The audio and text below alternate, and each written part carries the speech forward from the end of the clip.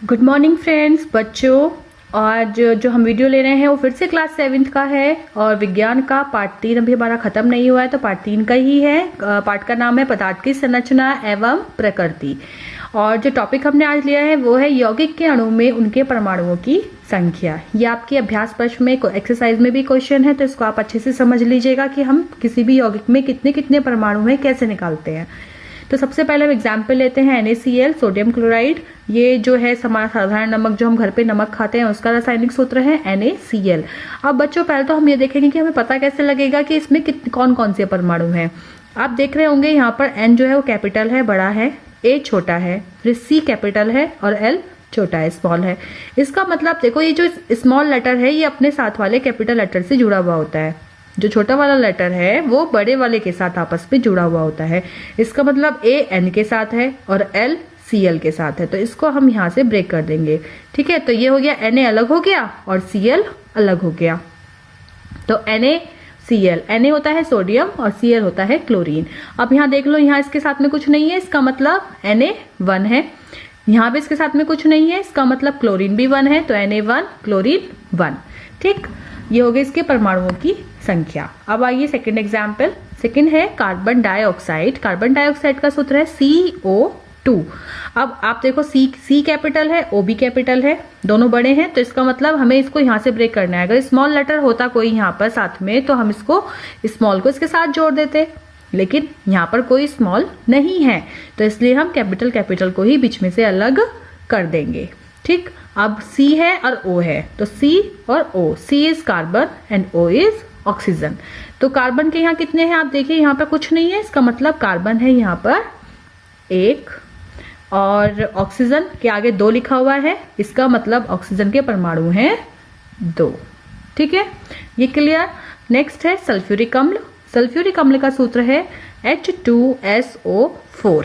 H2SO4 is sulphuric अम्ल। अब देखिए यहाँ पर H, S और O, कोई स्मॉल लेटर तो है नहीं, इसका मतलब ये सब अलग अलग हैं। कैपिटल है तो सारे अलग अलग होंगे, स्मॉल होता तो जुड़ा होता उसके साथ में। तो HSO, पहले HSO, H is hydrogen, S is sulphur and O is oxygen. अब इनके हमें परमाणु देखने हैं। H के आगे लिखा है बच्चों 2, तो इसका मतलब H के परमाणु हो गए 2। S के आगे यहाँ पर नीचे कुछ नहीं लिखा है, इसका मतलब S है 1। O के आगे लिखा है बच्चों 4, तो इसका मतलब O के जो परमाणु हैं वो हैं 4। ठीक है, चलिए नेक्स्ट एग्जाम्पल आता है आपका नाइट्रिक अम्ल। नाइट्रिक अम्ल में है बच्चों HNO3। HNO3 इसका सूत्र है। अब इसमें भी सारे कैपिटल में आपको दिख रहे हैं, H भी कैपिटल है, N भी कैपिटल है, O भी कैपिटल है, सारे बड़े लेटर हैं, तो इसलिए हम सबको अलग अलग सेपरेटली लिख लेंगे। HNO, H is hydrogen, N is nitrogen and O is oxygen. तो अब हमें इसमें परमाणुओं की संख्या लिखनी है। H में आगे यहाँ कुछ लिखा है, नहीं लिखा है, इसका मतलब H इज 1। N के आगे कुछ लिखा है यहाँ पर, नहीं लिखा है, इसका मतलब N इज ऑल्सो 1। O के आगे क्या लिखा है, O के आगे लिखा है 3, इसका मतलब O आएगा यहाँ पर 3। ठीक है, नेक्स्ट एग्जाम्पल है कैल्शियम कार्बोनेट। कैल्शियम कार्बोनेट का फॉर्मूला है CaCO3। CaCO3। अब आप देखिए, यहाँ पे C कैपिटल है, दूसरा C कैपिटल है और एक O कैपिटल है, लेकिन इस वाले C के साथ यहाँ पर A लिखा हुआ है, स्मॉल a, छोटा a, तो इस A को हम लिखेंगे इस वाले C के साथ जो इसके पहले है। दूसरा C सेपरेट हो गया और O सेपरेट हो गया, Ca ये वाला, C ये वाला एंड O। तो Ca is calcium, C is carbon and O is oxygen. तो Ca के आगे देखो यहाँ पर कुछ भी नहीं है, इसका मतलब यहाँ पर है 1, C के आगे भी कुछ नहीं है 1 एंड O के आगे लिखा है 3, that means O is oxygen के परमाणु जो है वो 3 है। नेक्स्ट है CaOH का होल ट्वाइस।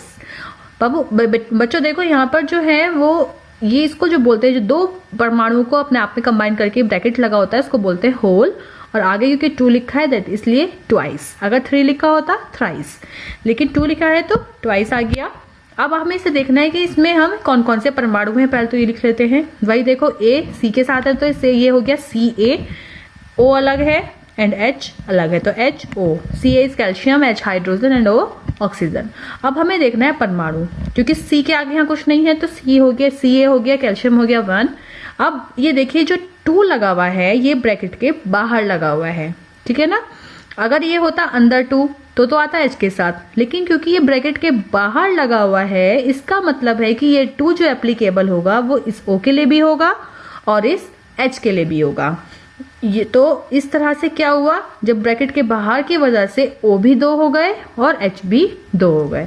तो इसमें जो परमाणुओं की संख्या है वो H की भी 2 है और O की भी 2 है। ये OH जो होता है वो हाइड्रोक्साइड ग्रुप होता है और एक साथ ही लिखा जाता है। नेक्स्ट एग्जाम्पल है बच्चों पोटेशियम परमैंगनेट KMnO4। तो इसमें देखो आप K कैपिटल है, M कैपिटल है, O कैपिटल है, लेकिन जो ये N है दैट इज स्मॉल।